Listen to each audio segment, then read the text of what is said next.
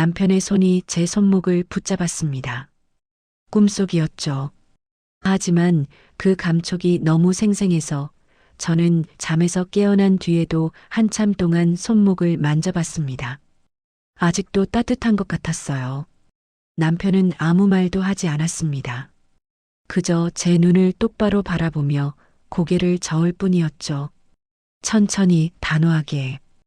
그리고 마지막에 한마디만 남겼습니다. 그 사람 믿지 마. 목소리가 낮고 무거웠어요. 살아있을 때와 똑같은 목소리였습니다. 저는 그 순간 뭔가 물어보려 했지만 입이 떨어지지 않았어요. 남편의 얼굴이 점점 흐려지더니 이내 사라졌습니다. 눈을 떴을 때는 새벽 4시였습니다. 방 안은 고요했고 창밖에선 희미하게 새벽빛이 스며들고 있었죠. 저는 침대에 그대로 누운 채 천장을 멍하니 바라봤습니다. 심장이 이상하게 빨리 뛰고 있었어요. 꿈이라는 걸 알면서도 그 말이 계속 귓가에 맴돌았습니다. 그 사람 믿지 마. 그게 누구를 말하는 건지, 왜 그런 말을 한 건지 저는 알 수가 없었습니다. 오늘의 사연을 시작하기 전에 좋아요와 구독 눌러주시고 좋은 기운 많이 받아가시기 바랍니다. 오늘의 사연 시작합니다. 남편이 세상을 떠난 지 벌써 1달 가까이 됐어요. 장례를 치르고 사람들을 보내고 정신없이 시간이 흘렀습니다. 처음엔 눈물도 안 나왔어요. 그냥 멍하니 사람들 사이를 걸어 다니고 누가 손을 잡으면 고개를 끄덕이고 음식을 입에 넣으면 씹는 둥 마는 둥 했죠. 그렇게 1달이 지났습니다. 내일은 49제를 지내는 날이었어요. 절에서 제를 지내고 남편의 영혼이 편히 길을 떠나도록 기도하는 날. 그 전날 밤에 이런 꿈을 꾸다니. 저는 이불을 걷고 천천히 몸을 일으켰습니다. 부엌으로 가서 물을 한 컵 따라 마셨지만 목이 계속 말랐어요. 창밖을 보니 아직 어둠이 가시지 않고 있었습니다. 집안은 너무 조용했어요. 남편이 떠나고 나서부터 이 집은 늘 이렇게 조용했습니다. 전에는 몰랐어요. 이 고요함이 이렇게 무겁다는 걸. 저는 다시 방으로 돌아가 침대 끝에 앉았습니다. 잠이 올 것 같지 않았죠. 그냥 가만히 앉아서 남편이 남긴 그 말을 되뇌었습니다. 그 사람, 믿지 마. 그게 대체 무슨 뜻일까요? 남편은 평소에도 말이 많은 사람이 아니었어요. 중요한 일도 길게 설명하지 않고 짧게 핵심만 말하는 스타일이었죠. 그래서 더 무서웠습니다. 그렇게 짧은 말 속에 얼마나 큰 의미가 담겨 있을지 알 수 없었으니까요. 창밖이 조금씩 밝아지기 시작했습니다. 새벽 5시쯤 됐을 거예요. 저는 침대에서 일어나 세수를 하고 옷을 갈아입었습니다. 오늘 뭐 할 일이 있나 생각해봤지만 딱히 떠오르는 게 없었어요. 그저 하루를 보내고 내일 제를 지내러 가면 되는 거였죠. 커피를 내려 마시며 저는 거실 창가에 서 있었습니다. 아침 햇살이 조금씩 들어오고 있었어요. 그때였습니다. 현관문에서 초인종 소리가 들렸죠. 이른 시간이었는데 누가 왔을까요? 저는 천천히 현관으로 걸어가 문을 열었습니다. 시어머니와 시동생이 서 있었습니다. 두 사람 모두 표정이 굳어 있었어요. 윤정아. 시어머니가 먼저 말을 꺼냈습니다. 좀 들어가도 되겠니? 저는 고개를 끄덕이고 문을 활짝 열어드렸습니다. 두 분이 안으로 들어오셨고 저는 거실로 안내했어요. 시어머니는 소파에 앉으시며 한숨을 한번 크게 쉬셨습니다. 시동생은 그 옆에 가만히 앉아 손에 든 가방을 무릎 위에 올려놨죠. 뭔가 심상치 않았어요. 물 좀 드릴까요? 제가 물었지만 시어머니는 손을 저으셨습니다. 됐어. 그냥 앉아. 저는 맞은편 소파에 조용히 앉았습니다. 시동생이 가방에서 서류 몇 장을 꺼냈어요. 두툼한 봉투 안에 들어있던 것 같았습니다.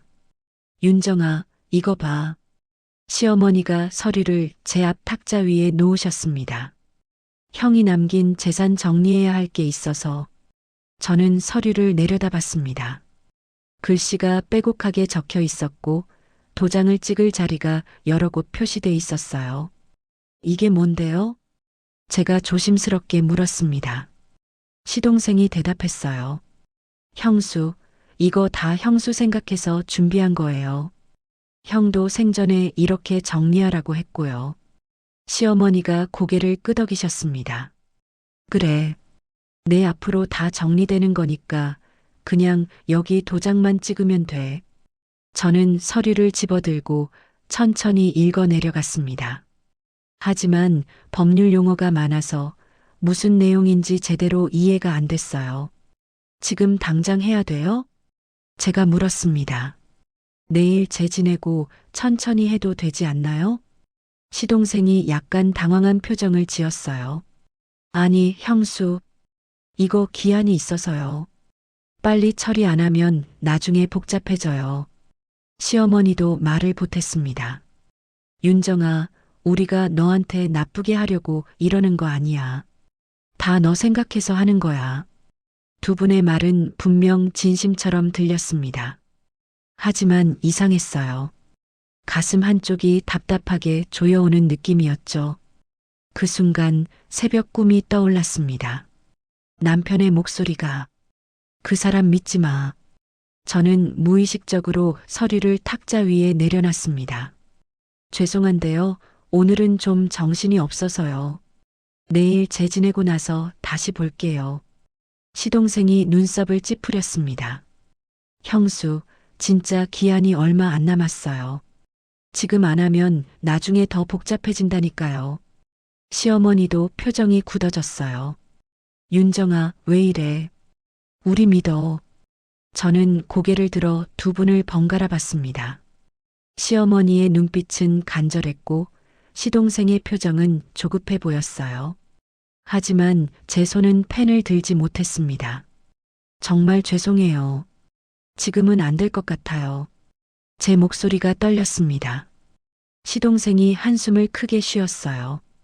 형수, 나중에 후회하지 마세요. 지금 이러시면 진짜 곤란해져요.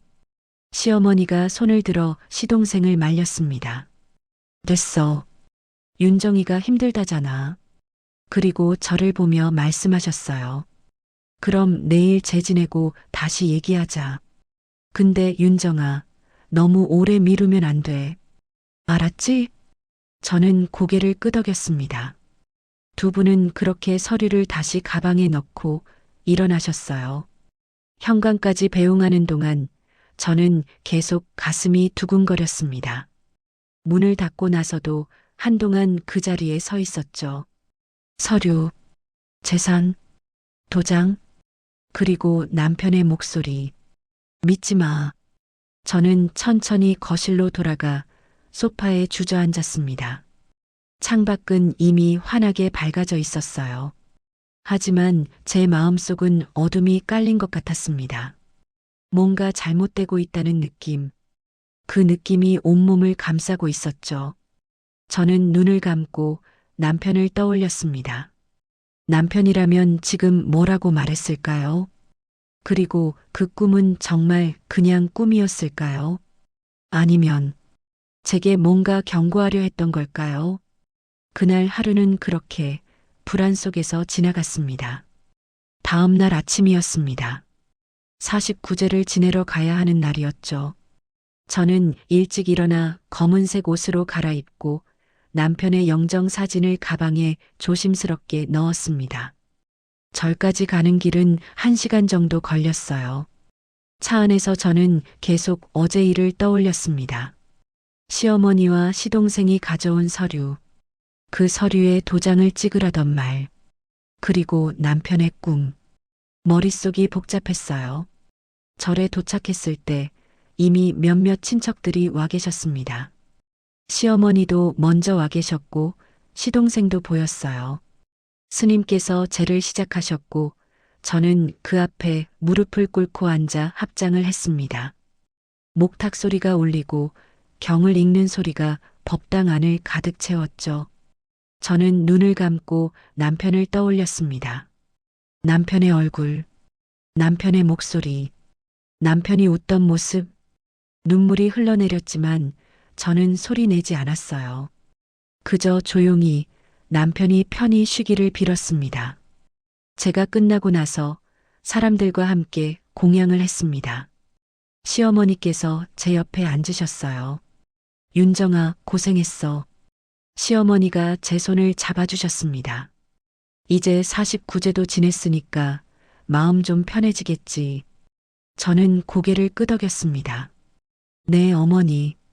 식사가 끝나고 사람들이 하나둘 돌아갔습니다. 저도 집으로 돌아가려고 차에 올라탔을 때였어요.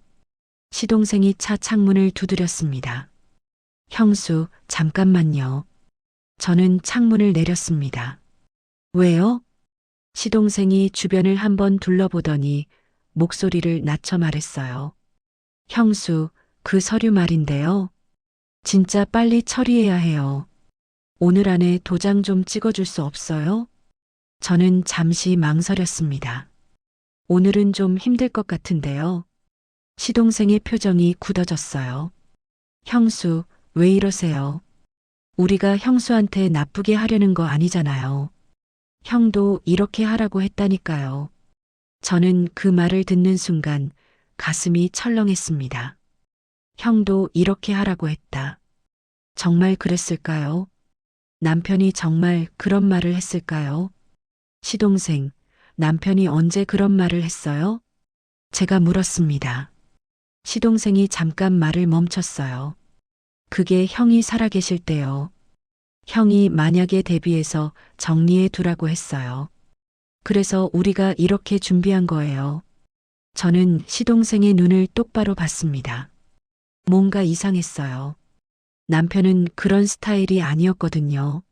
남편은 자기 일을 미리미리 정리하는 사람이었지만 가족들한테 지시를 내리는 성격은 아니었어요. 서류 한번 제대로 보고 싶은데 집에 가져가도 될까요? 제가 물었습니다. 시동생이 난감한 표정을 지었어요. 형수, 그냥 지금 여기서 처리하면 안 돼요? 차에 서류 다 있어요. 도장만 찍으면 끝이에요. 저는 고개를 저었습니다. 아니요. 집에 가서 천천히 볼게요. 내용을 제대로 읽어보고 싶어요. 시동생이 한숨을 쉬었습니다. 알겠어요. 그럼 내일까지는 꼭 좀 해주세요. 정말 기한이 얼마 안 남았어요. 저는 대답 대신 창문을 올렸습니다. 시동생이 차에서 물러났고 저는 시동을 걸었어요. 백미러로 보니 시동생이 휴대폰을 꺼내 누군가에게 전화를 거는 모습이 보였습니다. 집으로 돌아오는 길 내내 저는 계속 생각했어요. 뭔가 이상하다. 뭔가 맞지 않는다. 집에 도착해서 옷을 갈아입고 거실 소파에 앉았습니다.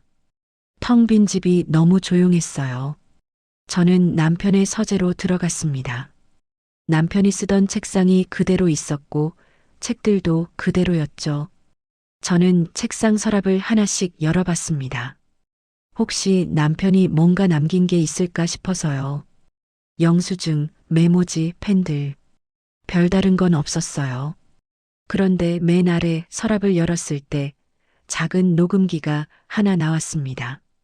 오래된 녹음기였어요. 남편이 가끔 생각을 정리할 때 쓰던 거였죠. 저는 녹음기를 집어들고 재생 버튼을 눌렀습니다. 잠시 잡음이 들리더니 남편의 목소리가 흘러나왔습니다. 오늘은 화요일이고 회사 일이 좀 복잡해서 머리가 아프네. 남편의 일상적인 혼잣말이었어요. 저는 계속 들었습니다. 한참을 듣다 보니 녹음 날짜가 남편이 돌아가기 2달 전쯤이었어요. 그때 남편의 목소리가 조금 달라졌습니다. 혹시 내가 먼저 가게 되면 저는 귀를 기울였습니다. 윤정이한테 꼭 말해줘야 하는데 서류부터 조심해. 가슴이 쿵 내려앉았습니다. 남편의 목소리는 낮고 진지했어요.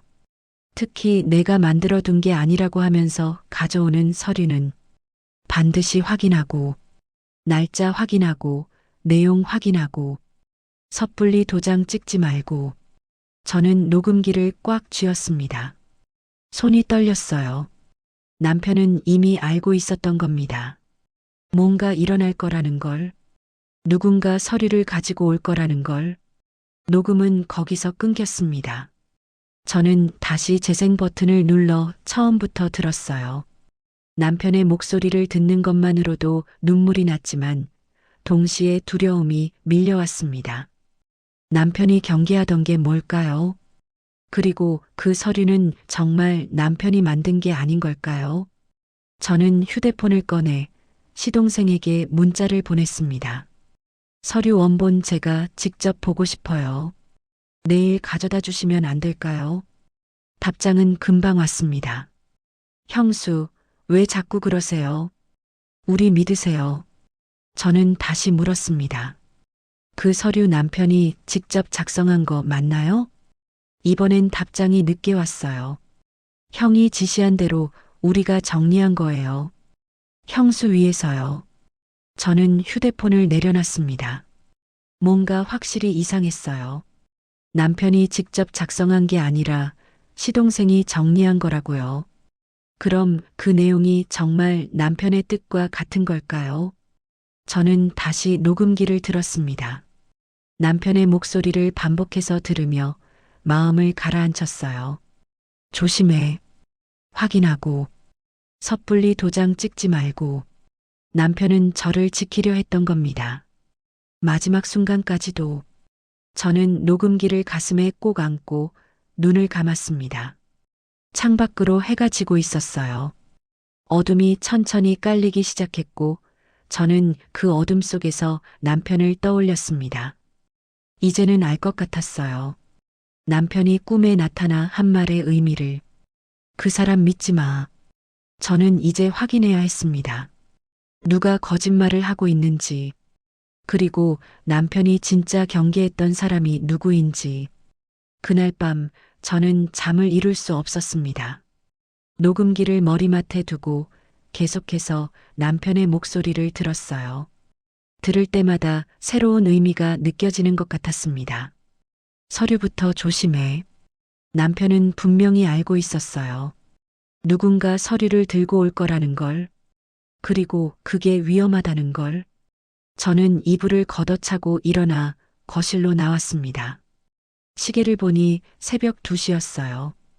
부엌으로 가서 따뜻한 물을 한 잔 마셨지만 목이 계속 건조했습니다. 창밖을 보니 거리는 고요했어요. 가로등 불빛만 희미하게 인도를 비추고 있었죠. 저는 소파에 앉아 천천히 생각을 정리했습니다. 지금까지 일어난 일들을 하나씩 떠올려 봤어요. 남편이 돌아가신 날, 장례식, 한 달 동안의 시간, 그리고 어제 시어머니와 시동생이 가져온 서류. 모든 게 너무 빠르게 진행됐어요. 마치 누군가 시간에 쫓기듯이 서둘러 끝내려는 것처럼요. 저는 다시 남편의 서재로 들어갔습니다. 책상 위에 놓인 서류들을 하나씩 살펴봤어요. 남편이 평소에 정리해둔 파일들이었습니다. 보험 증서, 통장 사본, 부동산 등기부등본. 남편은 꼼꼼한 사람이었어요. 모든 서류를 날짜별로, 종류별로 정리해뒀죠. 그런데 이상한 점이 하나 있었습니다. 남편이 정리해둔 서류 목록을 보니 시동생이 가져온 서류와는 전혀 다른 내용이었어요. 남편이 남긴 메모에는 이렇게 적혀 있었습니다. 재산 정리 마이너스 윤정 명의로 직접 이전. 중간 절차 없이 진행할 것. 중간 절차 없이. 그 말이 마음에 걸렸습니다. 시동생이 가져온 서류에는 분명히 중간 단계가 있었어요. 먼저 시어머니 명의로 넘어갔다가 나중에 제 명의로 온다는 식이었죠. 왜 그렇게 복잡하게 해야 하는 걸까요? 저는 휴대폰을 꺼내 인터넷에서 검색을 시작했습니다. 상속 절차, 재산 이전, 명예 변경. 여러 글들을 읽어 내려가다 보니 한 가지 사실을 알게 됐어요. 중간에 다른 사람 명의로 넘어가면 나중에 다시 이전할 때 세금 문제가 생길 수 있다는 거였죠. 그리고 최악의 경우 중간에 명의를 가진 사람이 마음을 바꾸면 재산을 돌려받지 못할 수도 있다는 겁니다. 가슴이 철렁 내려앉았어요. 그게 정말일까요? 시어머니께서 그럴 리는 없다고 생각했지만 확신이 서지 않았습니다.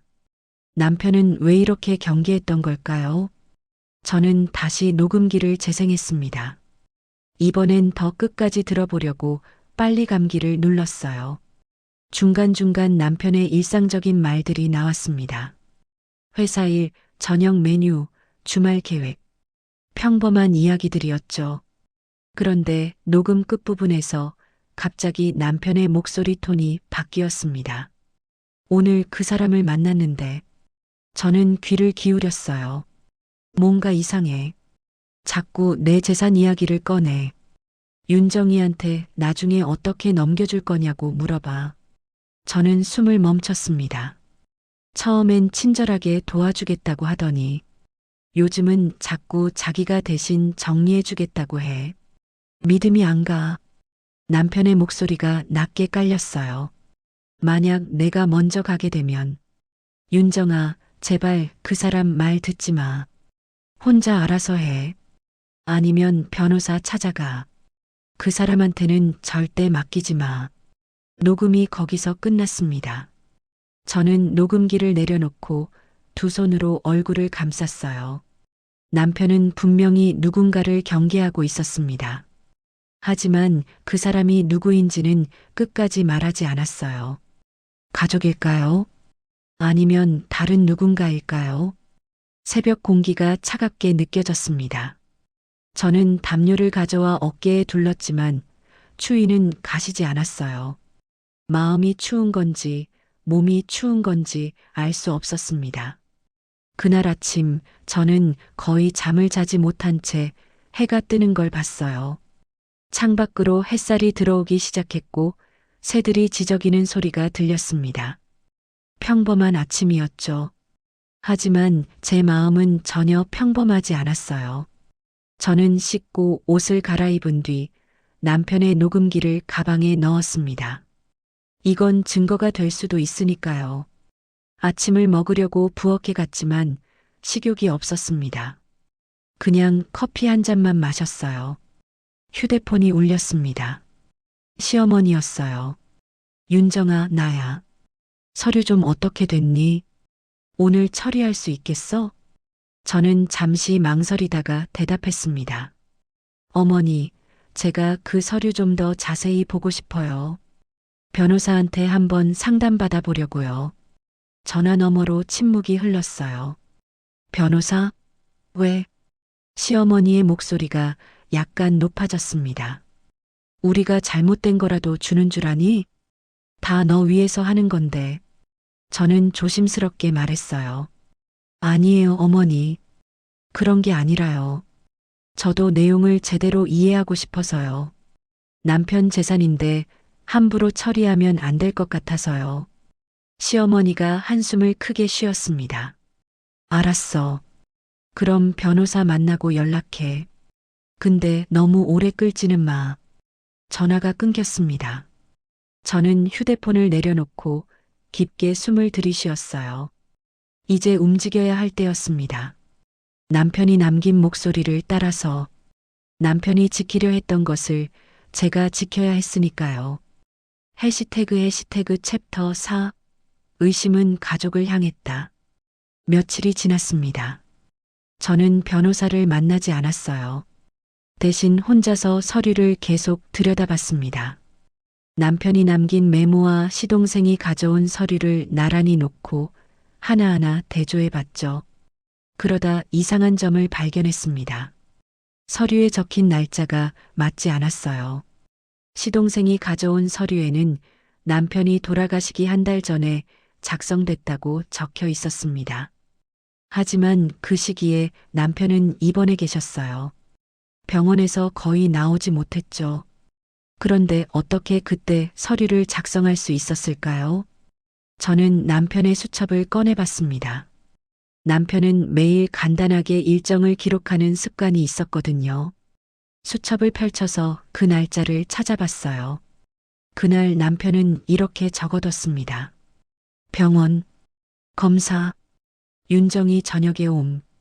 서류 작성 같은 건 어디에도 없었습니다. 가슴이 답답해졌어요. 이건 분명 잘못된 거였습니다. 저는 휴대폰을 들고 시동생에게 전화를 걸었어요. 신호음이 몇 번 울리고 시동생이 받았습니다. 형수, 왜요? 서류 처리했어요? 저는 침착하게 물었습니다. 시동생, 이 서류 날짜가 이상한데요. 남편이 입원해 있을 때 작성됐다고 돼 있어요. 이게 어떻게 된 거예요? 전화 너머로 잠시 침묵이 흘렀어요. 아, 그거요. 시동생의 목소리가 약간 떨렸습니다. 그건 형이 퇴원했을 때 잠깐 집에 와서 한 거예요. 수첩에 안 적었을 수도 있죠.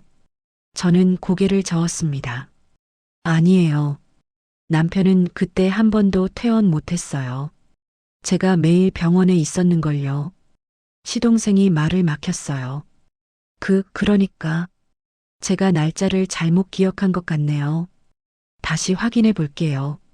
저는 더 묻고 싶었지만 시동생이 급하게 전화를 끊었습니다.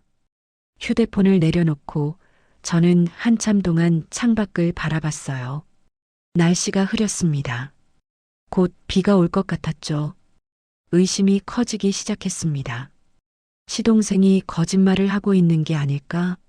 아니면 시동생도 누군가에게 속은 걸까요? 저는 다시 서류를 펼쳤어요. 이번엔 문구를 자세히 읽어봤습니다. 법률 용어가 많아서 이해하기 어려웠지만 천천히 읽다 보니 이상한 부분이 또 보였어요. 재산이 시어머니 명의로 먼저 넘어간 뒤 3년 후에 제 명의로 이전된다고 적혀 있었습니다. 3년. 왜 하필 3년일까요? 그리고 그 3년 동안 제가 재산을 쓸 수 없다는 조항도 있었어요. 이건 남편이 원했던 게 절대 아니었습니다. 남편은 분명히 제게 직접 넘기고 싶어 했어요.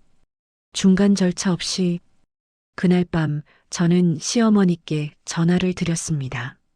어머니, 죄송한데요. 서류 내용 중에 이해가 안 되는 게 있어서요. 시어머니께서 대답하셨어요. 뭐가? 내용은 다 괜찮아. 그냥 도장만 찍으면 돼. 저는 조심스럽게 물었습니다. 근데 왜 어머니 명의로 먼저 넘어가야 해요? 남편이 그렇게 하라고 했어요? 시어머니의 목소리가 약간 날카로워졌습니다. 윤정아, 넌 법을 몰라서 그래. 세금 문제 때문에 이렇게 하는 거야. 다 너 이익 되라고 하는 거라니까. 저는 반박하고 싶었지만 말을 참았어요. 알겠어요, 어머니. 전화를 끊고 나서 저는 소파에 털썩 주저앉았습니다. 뭔가 잘못되고 있었어요. 분명히. 하지만 누구를 믿어야 할지 알 수 없었습니다. 다음 날 시동생이 집에 찾아왔습니다. 예고 없이 왔어요. 현관 초인종이 울렸고 저는 문을 열었죠. 형수, 얘기 좀 해요. 시동생의 표정이 굳어 있었습니다. 저는 거실로 안내했어요. 시동생은 소파에 앉으며 한숨을 쉬었습니다. 형수, 왜 이러세요? 우리 가족인데 왜 자꾸 의심하세요?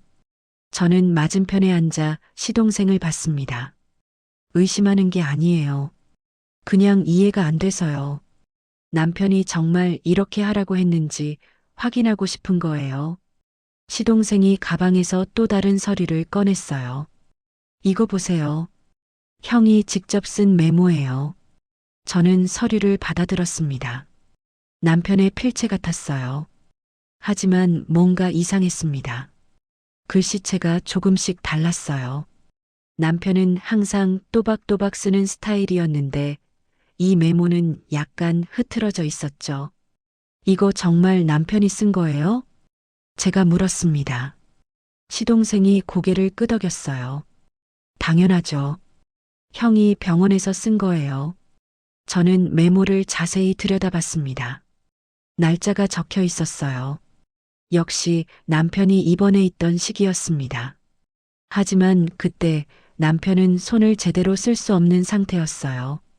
링거를 맞고 있었고 손이 계속 떨렸죠. 이렇게 또박또박 쓸 수 있는 상태가 아니었습니다. 시동생, 저는 천천히 말했어요. 이건 남편이 쓴 게 아닌 것 같아요.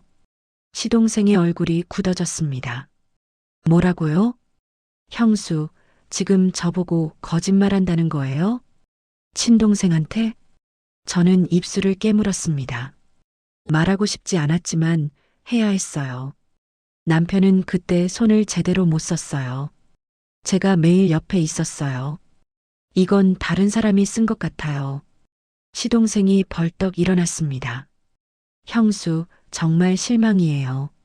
우리 가족을 이렇게 의심하다니. 알았어요. 이제 안 도와줄게요. 혼자 알아서 하세요.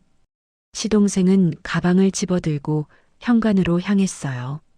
문이 쾅 닫히는 소리가 들렸습니다. 저는 그 자리에 그대로 서 있었어요. 손이 떨렸습니다. 가슴이 무너지는 것 같았죠.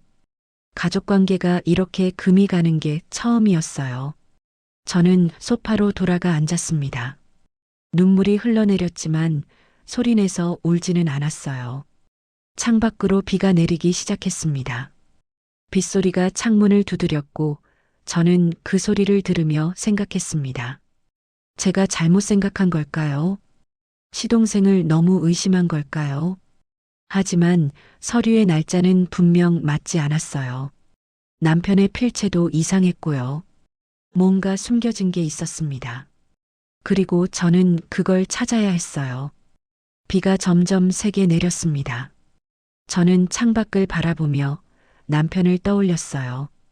여보, 제가 뭘 해야 할까요? 누굴 믿어야 할까요? 대답은 없었습니다. 다만 빗소리만 들릴 뿐이었죠. 저는 눈을 감고 깊게 숨을 들이쉬었습니다.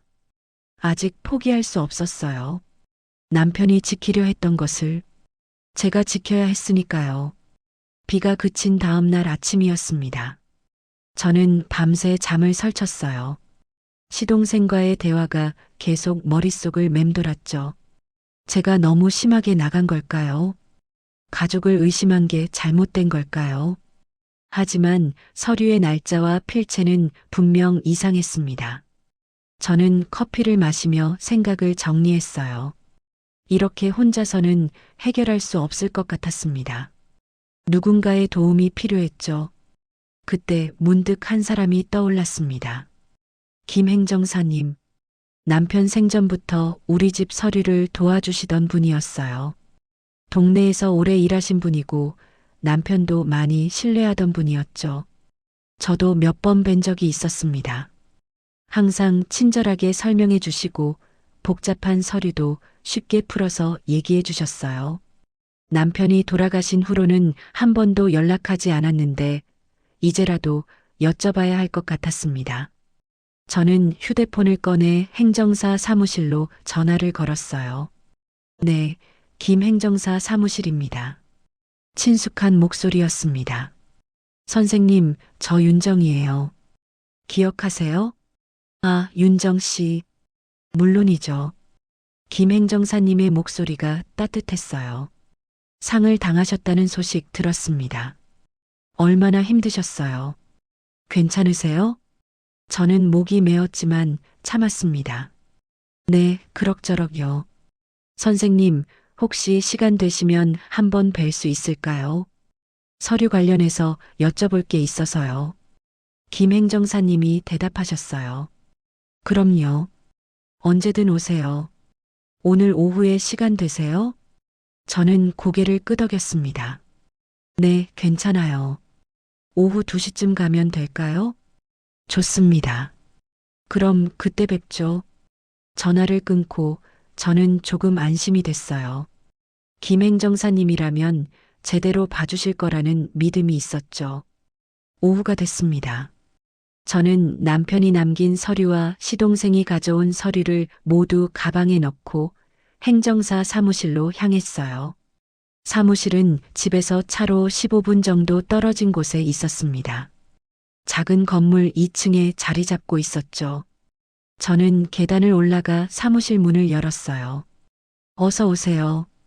김 행정사님이 책상에서 일어나 반갑게 맞아주셨습니다. 50대 중반쯤 되어 보이는 분이었어요. 안경을 쓰고 계셨고 얼굴에는 온화한 미소가 있었죠. 앉으세요. 차 한 잔 드릴까요? 아니요, 괜찮아요. 저는 의자에 앉아 가방에서 서류를 꺼냈습니다. 선생님, 이 서류 좀 봐주세요. 김 행정사님이 서류를 받아들고 천천히 읽기 시작하셨어요.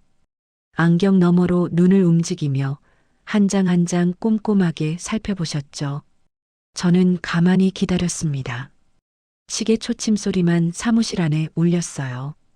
한참을 보시던 김 행정사님이 고개를 들었습니다. 윤정 씨, 이 서류 어디서 받으셨어요? 저는 조심스럽게 대답했어요. 시댁에서요. 시동생이 가져왔어요. 김 행정사님이 고개를 끄덕이셨습니다. 아, 그러시군요. 그리고 다시 서류를 내려다보셨어요. 내용은 문제없어 보이는데요. 상속 관련 서류고 절차도 정상적이에요. 저는 안도했지만 동시에 의문이 들었습니다. 그런데 선생님, 날짜가 좀 이상한 것 같아요. 남편이 입원해 있을 때 작성된 걸로 돼 있거든요. 김 행정사님이 날짜 부분을 다시 봤어요. 그렇네요. 하지만 이런 경우가 종종 있어요. 본인이 직접 작성 못하면 대리인이 작성하고 나중에 서명받는 경우요. 저는 고개를 갸우뚱했습니다. 그게 가능한가요? 물론이죠. 법적으로 문제 없어요. 김 행정사님의 말은 확신에 차 있었습니다. 저는 조금 더 물어봤어요. 그럼 이 서류대로 진행해도 괜찮을까요? 김 행정사님이 미소 지으며 고개를 끄덕이셨습니다. 네, 괜찮아요. 가족분들이 윤정 씨를 위해 준비한 거니까요. 믿고 진행하셔도 돼요. 그 말을 들으니 제 마음이 조금 가벼워졌어요. 제가 너무 예민하게 반응한 건 아닐까 싶었죠. 그런데 선생님, 저는 조심스럽게 물었습니다. 남편이 혹시 선생님한테 다른 말씀하신 적 없으세요? 재산 정리 관련해서요. 김 행정사님이 잠시 생각하시더니 대답하셨어요. 글쎄요, 특별히 기억나는 건 없는데요. 다만 남편분이 항상 윤정 씨 걱정하시던 건 기억나요. 윤정 씨가 혼자 남았을 때 불편하지 않게 하고 싶다고요. 저는 고개를 끄덕였습니다. 남편다운 말이었어요. 그럼 가족분들 말씀대로 정리하시면 될 것 같아요. 김 행정사님이 서류를 제게 돌려주셨습니다. 너무 걱정하지 마세요. 다 잘 될 거예요. 저는 서류를 받아 가방에 넣었어요. 감사합니다, 선생님. 마음이 좀 놓였어요. 김 행정사님이 자리에서 일어나시며 말씀하셨습니다. 힘든 시기인 건 알지만 조금씩 나아질 거예요. 시간이 약이니까요. 저는 인사를 하고 사무실을 나왔습니다. 계단을 내려가며 저는 조금 안심이 됐어요. 김 행정사님이 괜찮다고 하셨으니까요. 제가 너무 의심이 많았던 걸까요? 시동생도 시어머니도 다 제 생각해서 하신 거였을까요? 차에 올라타 시동을 걸었습니다. 집으로 돌아가는 길에 저는 창밖을 바라봤어요. 하늘이 맑았습니다. 비가 그치고 나니 공기도 상쾌한 것 같았죠. 그런데 이상했어요. 마음 한구석이 여전히 무겁게 느껴졌습니다.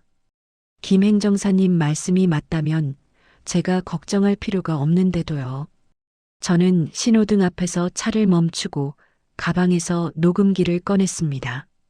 남편의 목소리를 다시 듣고 싶었어요. 재생 버튼을 눌렀습니다. 만약 내가 먼저 가게 되면 윤정아, 제발 그 사람 말 듣지 마. 남편의 목소리가 들렸습니다. 혼자 알아서 해. 아니면 변호사 찾아가. 그 사람한테는 절대 맡기지 마. 저는 녹음기를 꽉 쥐었어요. 그 사람. 남편이 경계했던 그 사람은 누구일까요? 김행정사님은 괜찮다고 하셨지만 남편은 누군가를 절대 믿지 말라고 했어요. 이 둘 중 누구 말을 믿어야 할까요? 신호등이 바뀌었습니다. 저는 녹음기를 다시 가방에 넣고 엑셀을 밟았어요. 집으로 돌아가는 내내 머릿속이 복잡했습니다.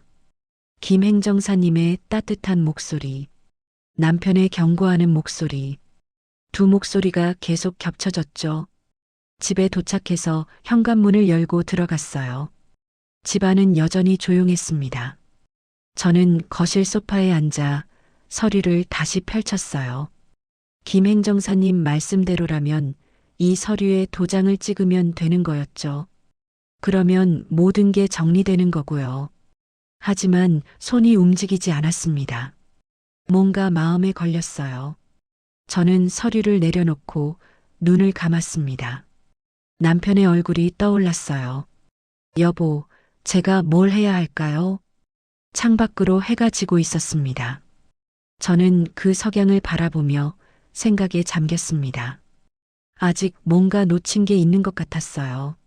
하지만 그게 뭔지는 알 수 없었죠. 그날 밤 저는 또 잠을 이룰 수 없었습니다. 김 행정사님과의 대화가 계속 떠올랐어요. 괜찮다고 하셨던 말, 가족을 믿으라고 하셨던 말. 그런데 이상하게도 마음이 편하지 않았습니다. 저는 침대에서 일어나 거실로 나갔어요. 시계를 보니 밤 11시였습니다. 부엌에서 물을 한 잔 따라 마시고 소파에 앉았죠. 탁자 위에 남편의 녹음기가 놓여 있었어요. 저는 녹음기를 집어들었습니다. 오늘 차 안에서 중간까지만 듣고 껐었죠. 혹시 뒤에 더 내용이 있을까요? 저는 재생 버튼을 눌렀어요. 남편의 목소리가 흘러나왔습니다. 아니면 변호사 찾아가. 그 사람한테는 절대 맡기지 마. 여기까지는 이미 들었던 부분이었어요. 저는 계속 들었습니다. 잠시 침묵이 흘렀고 잡음소리만 들렸죠. 그런데 갑자기 남편의 목소리가 다시 들렸습니다. 윤정아. 제 이름을 부르는 목소리였어요. 저는 귀를 더 가까이 가져갔습니다. 만약 내가 그 사람에게 갔다면 남편의 목소리가 낮게 깔렸어요. 지금부터 잘 들어. 심장이 빠르게 뛰기 시작했습니다. 내 서류를 처음부터 만진 사람은 남편이 잠시 멈췄다가 말했습니다. 가족이 아니라 그 사람이야. 저는 숨이 멎는 것 같았어요. 그 사람이 내 서류를 다 알고 있어. 초안도 그 사람이 만들었고, 공증 일정도 그 사람이 잡았고, 문구 수정도 그 사람이 했어. 남편의 목소리가 점점 낮아졌습니다. 처음엔 몰랐어. 그냥 도와주는 줄 알았지. 근데 나중에 알았어. 그 사람이 내 가족들한테도 접근했다는 걸. 저는 녹음기를 꽉 쥐었어요. 손이 떨렸습니다. 엄마한테도 동생한테도 연락했더라고. 내가 아프다는 소식 듣고서 그때부터 뭔가 이상했어. 자꾸 서류 얘기를 꺼내는 거야. 남편이 한숨 쉬는 소리가 들렸어요. 윤정아, 만약 내가 그 사람을 찾아갔다면 그 사람을 가장 먼저 의심해. 그 사람이 가족들을 이용한 거야. 저는 입술을 깨물었습니다. 그 사람, 김 행정사님을 말하는 걸까요? 행정사라는 직함으로 접근했지만 남편의 다음 말에 저는 온몸이 얼어붙었어요. 그 사람은 우리 재산을 노리고 있어. 가족들은 그걸 모를 거야. 그냥 전문가가 도와준다고 생각하겠지. 하지만 서류 뒤에 숨겨진 조항들, 그걸 보면 알 수 있어. 누구 이익을 위한 건지. 녹음이 흔들렸어요. 남편이 기침하는 소리가 들렸습니다. 윤정아, 미안해. 내가 미리 정리하지 못해서. 하지만 부탁이야. 그 사람 말 듣지 마. 혼자서라도 변호사 찾아가서 확인해. 우리 재산 지켜줘. 녹음이 거기서 끝났습니다. 저는 녹음기를 무릎 위에 내려놓고 두 손으로 얼굴을 감쌌어요. 눈물이 흘러내렸습니다. 남편은 이미 다 알고 있었던 거예요. 김 행정사님이 가족들에게 접근했다는 것을, 서류를 조작하려 한다는 것을, 그래서 꿈에까지 나타나 경고했던 거였죠. 그 사람 믿지 마. 모든 퍼즐이 맞춰지기 시작했습니다. 시동생이 가져온 서류, 그 서류를 만든 건 김 행정사님이었겠죠.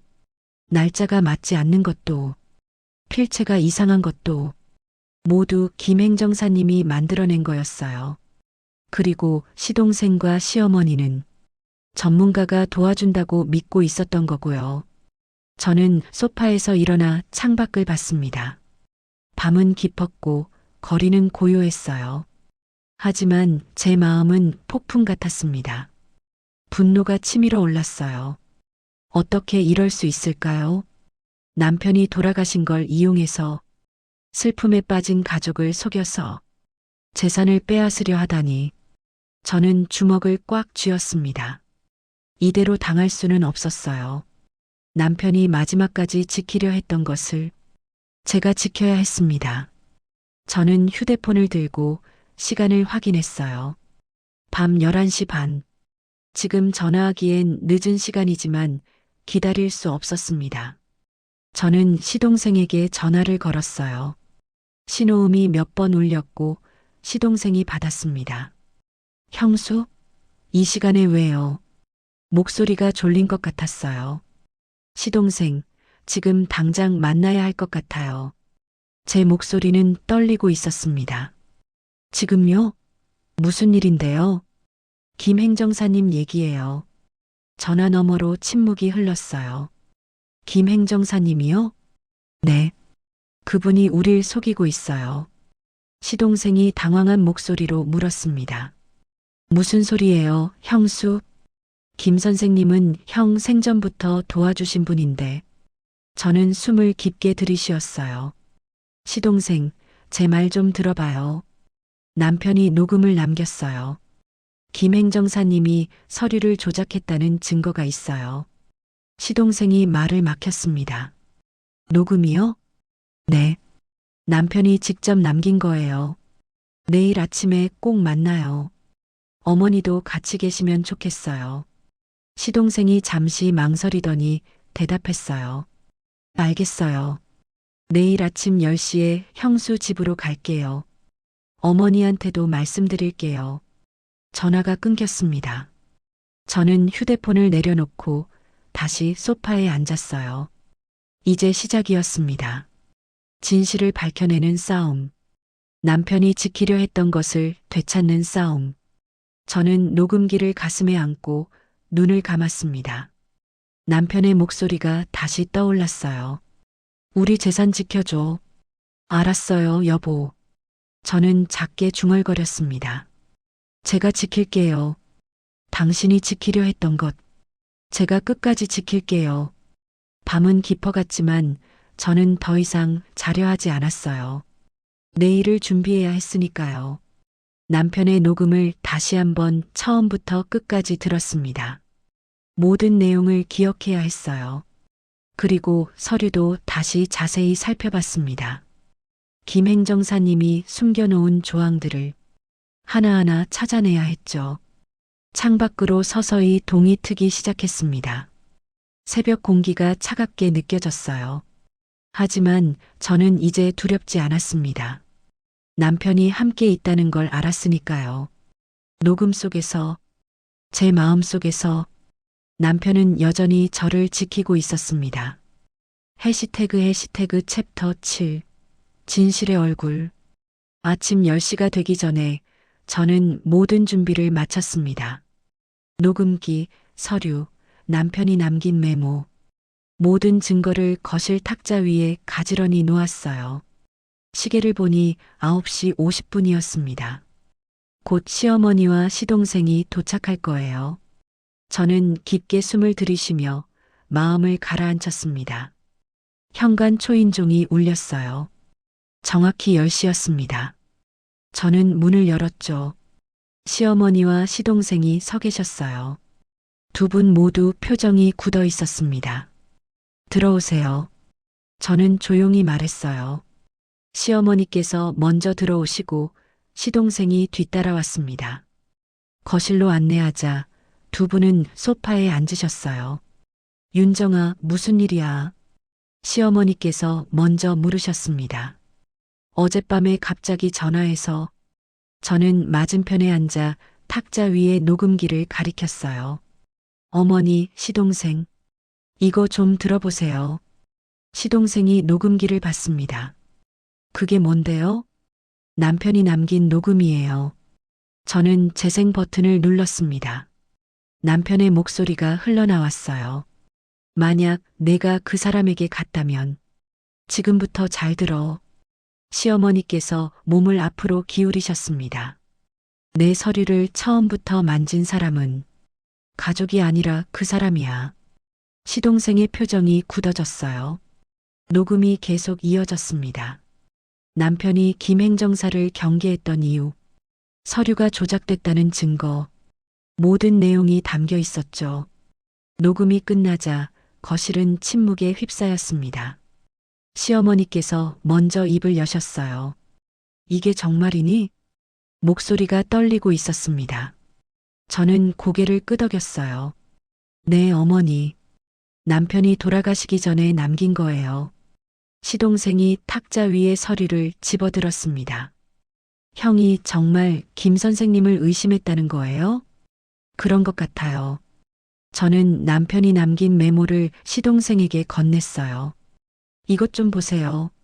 남편이 직접 쓴 재산 정리 메모예요. 시동생이 메모를 읽기 시작했습니다. 얼굴이 점점 창백해졌어요. 이건 우리가 받은 서류랑 완전히 다른데요. 그래요. 남편은 제 명의로 바로 넘기려고 했어요. 중간 절차 없이요. 시어머니께서 서류를 가져가 보셨습니다. 안경을 쓰시고 천천히 읽어 내려가셨죠. 이게 대체... 시어머니의 손이 떨렸어요. 김 선생님이 정말 우릴 속인 거야? 저는 조심스럽게 말했습니다. 제 생각엔 그런 것 같아요. 남편 녹음을 들어보면 김행정사님이 처음부터 모든 서류를 만졌다고 했어요. 시동생이 자리에서 벌떡 일어났습니다. 저 사람을 당장 만나야겠어요. 어떻게 이럴 수가 있어요. 시어머니께서 손을 들어 시동생을 말리셨어요. 잠깐만. 서두르지 말자. 먼저 확인부터 해야지. 시어머니께서 저를 보셨습니다. 윤정아, 이 서류 전문가한테 한번 보여주자.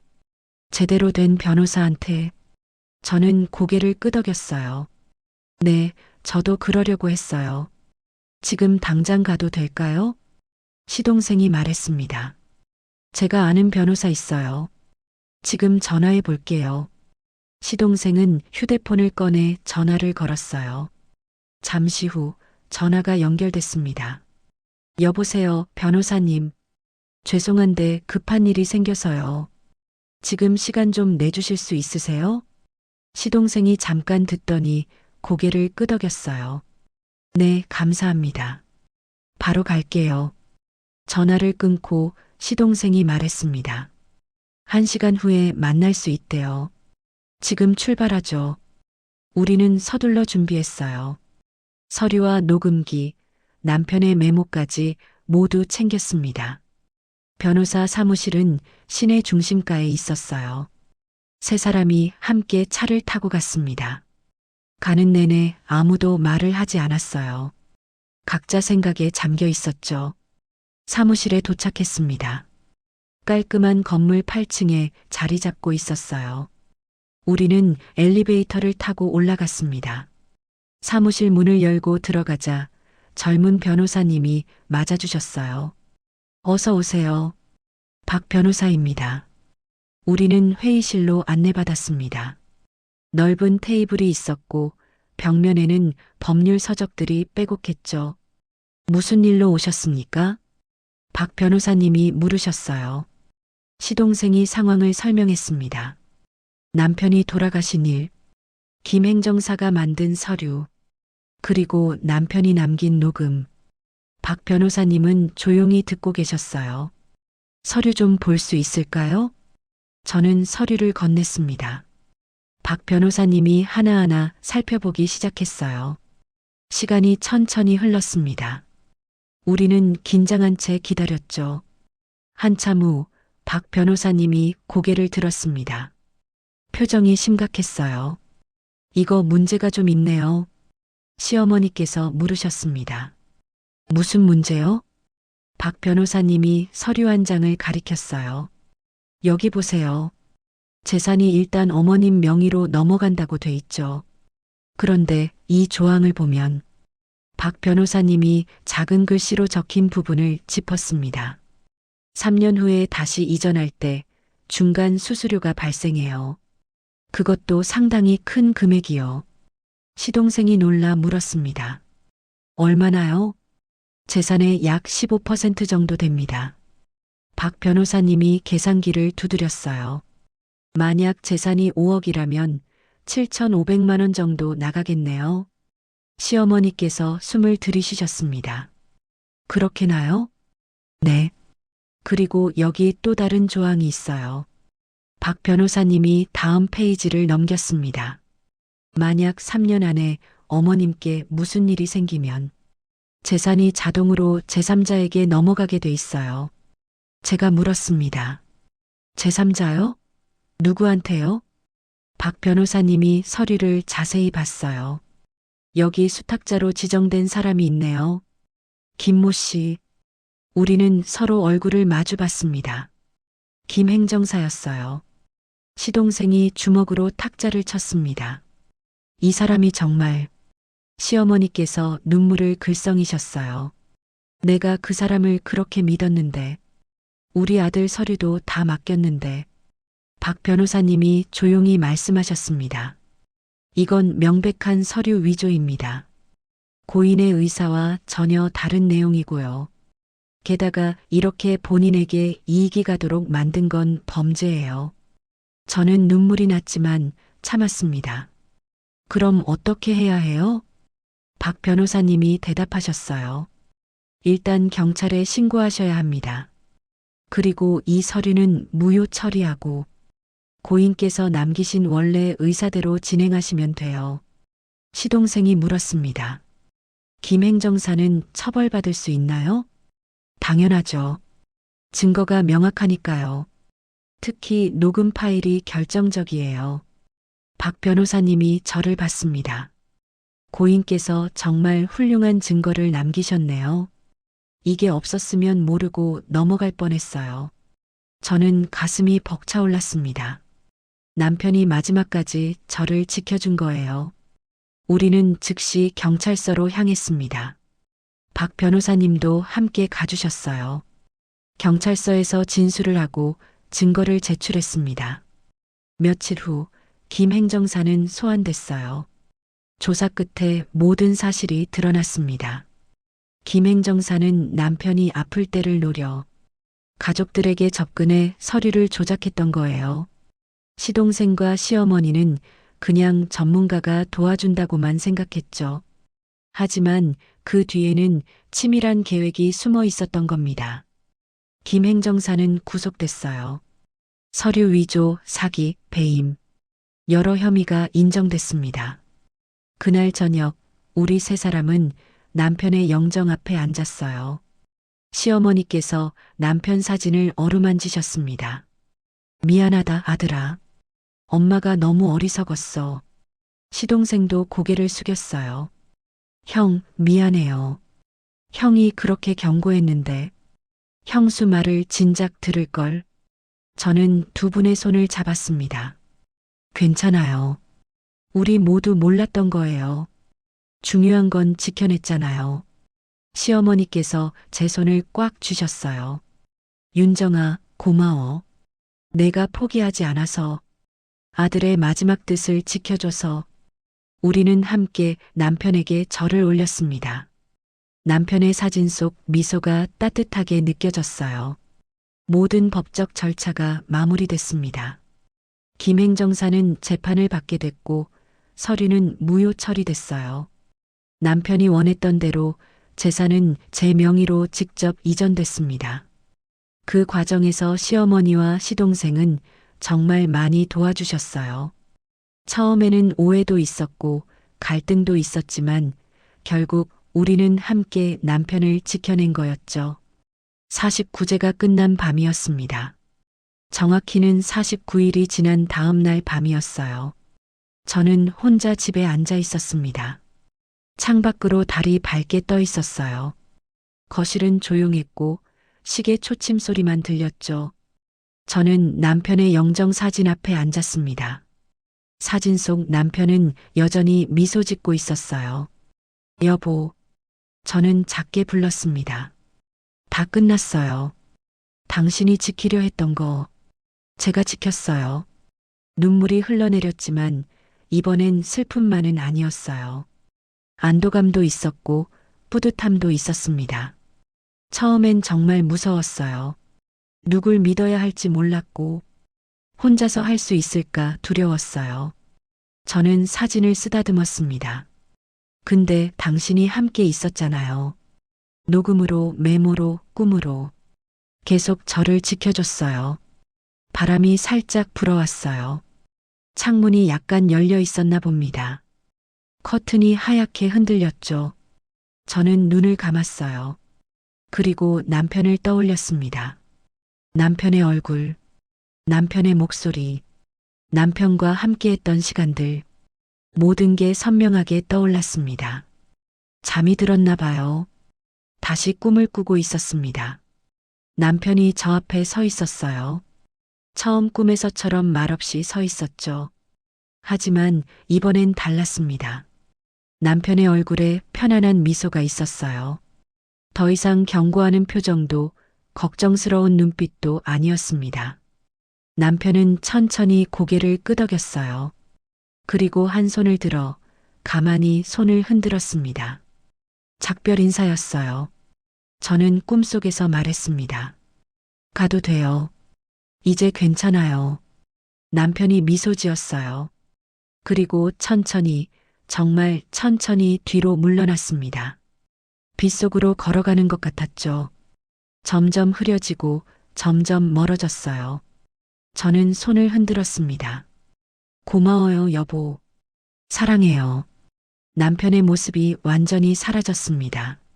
눈을 떴을 때 새벽이었어요. 창밖으로 햇살이 들어오고 있었습니다.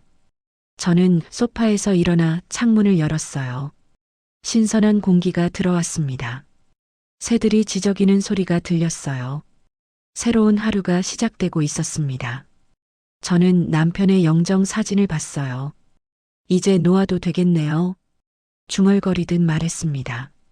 마음이 편안했어요. 더 이상 남편이 불안해하지 않아도 된다는 걸 알았으니까요. 제가 잘 지킬 거라는 걸 남편도 이제 믿는 것 같았습니다. 그날 이후 남편은 다시 꿈에 나타나지 않았어요. 더 이상 경고도 격려도 없었습니다. 하지만 괜찮았어요. 남편은 이제 정말로 편히 쉬고 있을 거니까요. 저는 비로소 장례를 마친 기분이 들었습니다. 49제를 지내고 법적 문제를 해결하고 남편과 진짜 이별을 한 것 같았죠. 며칠 후 저는 남편의 서재를 정리하기 시작했어요. 책들을 정리하고 서류들을 분류했습니다. 남편이 쓰던 책상도 닦았어요. 슬프기도 했지만 동시에 마음이 가벼웠습니다. 시어머니께서 가끔 들르셨어요. 윤정아, 혼자 괜찮겠니? 네, 어머니. 괜찮아요. 저는 진심으로 대답할 수 있었습니다.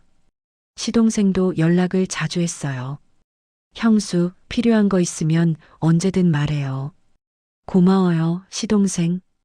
우리 가족은 다시 가까워졌습니다. 오해와 갈등을 겪었지만 결국 함께 위기를 이겨냈으니까요. 어느 날 저녁 저는 남편과 자주 가던 공원을 찾았어요. 벤치에 앉아 노을을 바라봤습니다. 하늘이 붉게 물들고 있었죠. 예전엔 남편과 함께 이 자리에 앉았었어요. 이제는 혼자였지만 외롭지 않았습니다.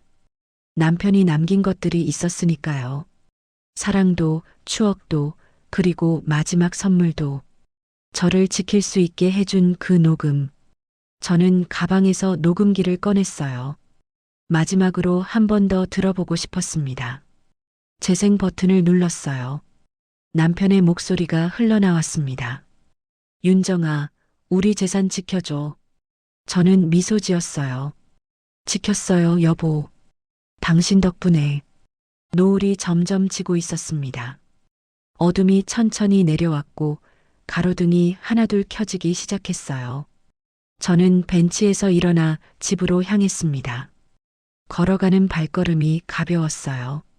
이제 저는 남은 삶을 향해 한 걸음씩 나아갈 수 있을 것 같았습니다. 남편 없이도. 하지만 남편이 남긴 사랑과 함께 집에 도착해서 현관문을 열었어요. 불을 켰고 거실이 환하게 밝아졌습니다. 예전처럼 남편이 다녀왔어? 하고 말을 걸어오진 않았죠. 하지만 이제는 그 침묵도 받아들일 수 있었어요. 저는 부엌으로 가서 저녁을 준비했습니다. 혼자 먹는 밥이었지만 정성껏 차렸어요. 밥을 먹으며 내일 할 일을 생각했습니다. 정리할 서류들, 만날 사람들, 돌봐야 할 일들. 삶은 계속되고 있었어요. 식사를 마치고 설거지를 하는데 문득 창밖을 봤습니다. 달이 밝게 떠 있었어요. 둥근 보름달이었습니다.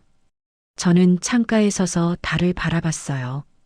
남편도 어디선가 저와 같은 달을 보고 있을까요? 그런 생각이 들었습니다. 여보, 잘 지내요. 저는 작게 속삭였어요. 저도 잘 지낼게요. 걱정하지 마세요. 바람이 살랑 불었습니다. 마치 대답처럼 느껴졌어요. 저는 미소를 지으며 창문을 닫았습니다. 침대에 누워 눈을 감았을 때 마음이 평온했습니다. 더 이상 불안하지 않았고 두렵지도 않았어요. 남편은 떠났지만 제 삶은 계속되고 있었습니다. 그리고 저는 이제 혼자서도 잘 살아갈 수 있다는 걸 알았습니다. 남편이 남긴 마지막 사랑 덕분에. 그렇게 저는 잠이 들었어요. 편안하게, 깊이. 남편은 다시 꿈에 나타나지 않았습니다. 하지만 괜찮았어요. 이제 남편은 정말로 평화로운 곳에 있을 테니까요. 그리고 저도 이제는 앞으로 나아갈 수 있으니까요. 오늘의 사연이 즐거우셨다면 좋아요와 구독 누르시고 좋은 기운 많이 받아가시기 바랍니다.